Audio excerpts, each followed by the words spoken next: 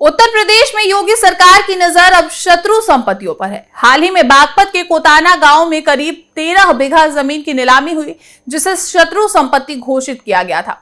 इस जमीन का दावा पाकिस्तान के पूर्व राष्ट्रपति और कारगिल युद्ध के मास्टरमाइंड परवेज मुशर्रफ से जोड़ा जा रहा है। सोशल मीडिया पर इस नीलामी ने हलचल मचा दी है। नीलाम संपत्ति मुशर्रफ के परिजनों की बताई जा रही है।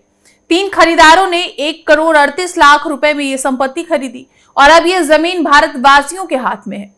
मुशर्रफ, जिनके दादा कभी कोताना में रहते थे, खुद दिल्ली में पैदा हुए थे, लेकिन बागपत कभी नहीं आए। अब कारगिल की साजिश रचने वाले इस व्यक्ति ने भारत को जिस तरह से धोखा दिया, उसे कभी भुलाया नहीं जा सकता।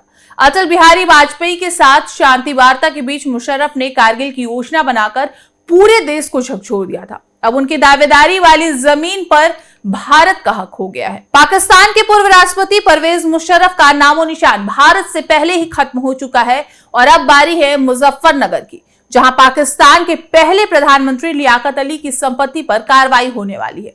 सरवत इलाके में स्थित ये संपत्ति शत्रु संपत्ति घोषित हो चुकी है।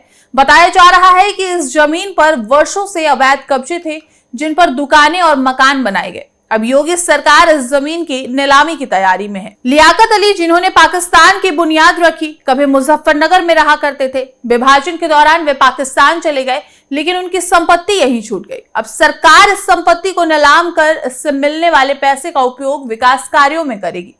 योगी सरकार की इस कार्रवाई का मतलब साफ है। जो भारत को धोखा देकर गए, उनकी संपत्तियों पर अब हिंदुस्तान का कब्जा होगा।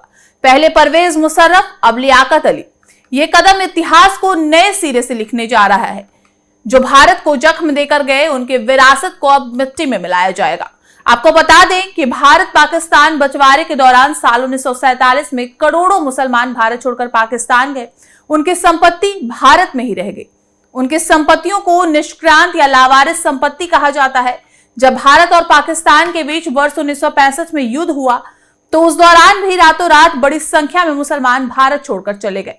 ऐसे मुसलमानों को शत्रु घोषित कर दिया गया। उनकी भारत में छूट गई संपत्ति को शत्रु संपत्ति कहा जाता है। परवेज मुशर्रफ और लियाकत अली के रिश्तेदार भी भारत 1965 के युद्ध के दौरान बागपत और मुजफ्फरनगर छोड़कर गए थे। इसी वजह से इन संपत्तियों को शत्रु संपत्ति घोषित करके नीलाम किया जा रहा है। हम हैं देश के दिल, उत्तर प्रदेश की धड़कन, उत्तर प्रदेश टाइम्स।